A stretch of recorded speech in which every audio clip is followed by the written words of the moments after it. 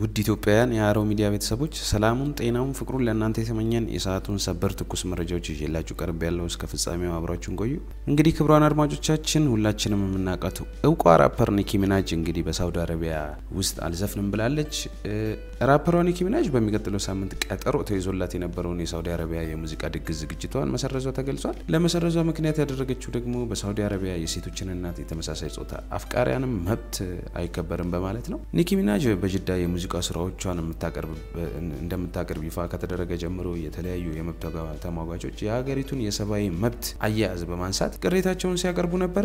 ሌሎች ደግሞ የኒኪ ሚናጅን ግልጥልጥ አለባበስ እያነሱና የዘፈኖቿን ግጥሞች እየጠቀሱ በዚህ ወግ አጥባቂ ማህበረሰብ ውስጥ ይህ እንዴት ይሆናል ሲሉ ይሞግቱ ነበር። ሌሎች ደግሞ ሳውዲ አረቢያ ውስጥ ከቅርብ ጊዜ ወዲህ በመዝናኛው ላይ ጥላ የነበረውን የገደብ ላላ በማድረግ ኪነ ጥበቡ እንዲያድግ እያበረታታች ትገኛለች። በዚህ አመት ጥቅምት ወር ላይ የሳውዲ አረቢያ ዜጋ የሆነው ጋዜጠኛ ካሾጊ ኢስታንቡል ውስጥ በሚገኘው የሳውዲ ቆንጽላ ውስጥ ከተገደለ ወዲህ በሀገሪቱ ሰብአዊ መብት አያያዝ ላይ በርካቶች አቃቂር ማውጣታቸውን ስራዬ ብለው ተያይዘውታል። መጋቢት ወር ላይ ሳውዲ 10 ሴቶችን እንግዲህ መብት ተሟጋቾች የ10 ሴቶችን የመብት ተሟጋች ፍርድ ቤት መገተራ ደግሞ የመንግስት ተቺዎችን ድሮም ማስብሏል። ኒኪ ሚናጅ ግራቀኙን በሚገባ ከተመለከትኩ በኋላ ጅዳ ወርልድ ፌስት ላይ ይዤው የነበረውን ፕሮግራም ሰርዣዋለሁ ብላለች በመግለጫዋ። በሳውዲ ለሚገኙ አድናቂዎቼ ስራዎችን ማቅረብ ቢያስደስተኝም በጉዳዩ ላይ ራሴን በሚገባ እውቀት እንዲኖረኝ ካደረኩ በኋላ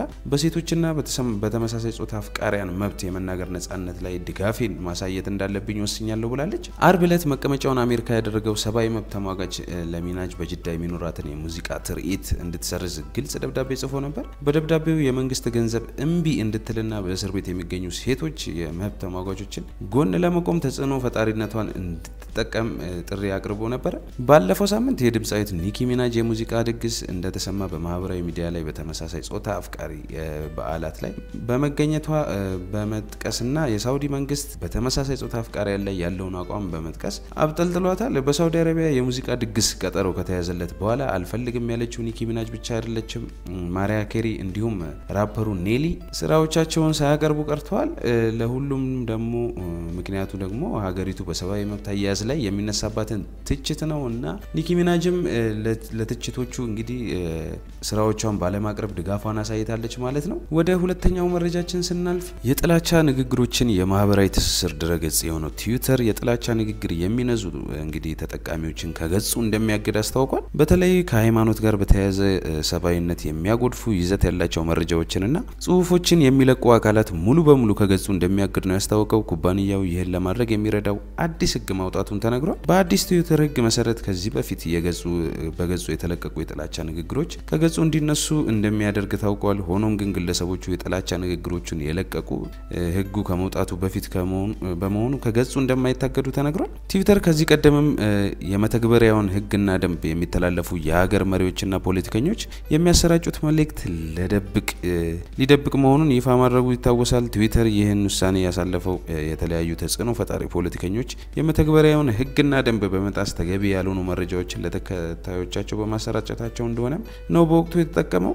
ከዚህ በተጨማሪ ሐሰተኛ መረጃዎች እየተበረከቱ በመምጣታቸው ተከትሎ ችግሩን ከስሩ ለማድረቅ ትዊተር በሚሊዮን የሚቆጠሩ ሐሰተኛ አካውንቶችን ማገዱ ይታወሳል ማለት ነው። ወደ መጨረሻው መረጃችን ስናልፍ በምዕራብ ሸዋ ዞን አምቦ ከተማ 249 የጦር መሳሪያዎች መያዛቸውን የከተማው ፖሊስ አስታወቀ።